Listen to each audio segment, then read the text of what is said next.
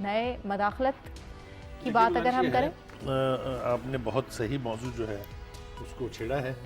بات یہ ہے کہ کچھ دنوں تک یا کچھ عرصے تک تو یہ مارجن دیا جا سکتا ہے کہ چونکہ یہ اقتدار میں نئے لوگ ہیں اس لیے ان سے کہیں غلطی ہونے کا امکان ہے، کہیں صحیح فیصلہ شاید نہ ہو پائے.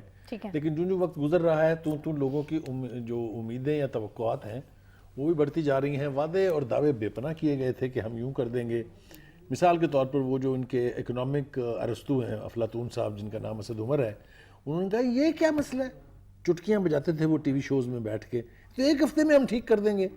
اور اب وہی سب کچھ کرتے جا رہے ہیں جو پچھلی حکومت کے وزیر خزانہ صاحب نے فرمایا تھا.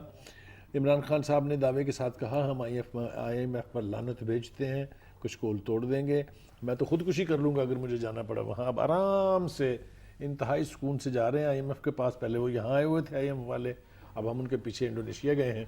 ان کی جو کنڈیشنلٹیز ہیں جس نے عوام کی زندگی کو بھی اجیرن اور کرنا ہے، ان میں سے آدھی ہم نے مان لی ہیں اور آدھی ماننے کی یقین دہانی کر کے آئیں گے تبھی ہمیں پیسے ملیں گے.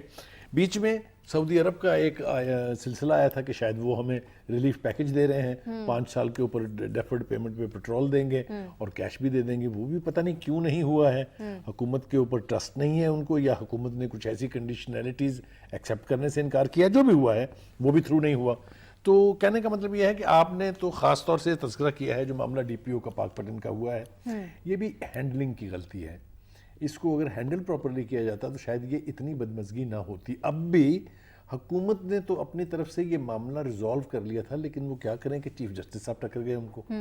چیف جسٹس صاحب کے سو موٹو نے پوری کی پوری حقیقت کھول کے رکھ دی، اور الٹیمیٹلی جنہوں نے یہ ملبہ سارا رپورٹ کی صورت میں بھی انکوائری کی صورت میں بھی ڈی پی او پہ ڈال دیا تھا، وہ تینوں کے تینوں کریکٹر جو ہیں، چاہے وہ آئی جی پنجاب تھے سابقہ کلیم امام صاحب، چاہے وہ بزدار صاحب ہیں، یا وہ احسن صاحب جو دوست تھے مانیکا فیملی کے، تینوں نے الٹیمیٹلی معافی مانگ کے ثابت کر دیا کہ تینوں سے غلطی ہوئی اور غلطی مانی ہے. نہ صرف یہ، چیف جسٹس نے یہ بھی کہا کہ اگر دوبارہ آئندہ ایسی کوئی غلطی ہوئی تو یہ کیس بھی ہم دوبارہ کھول دیں گے.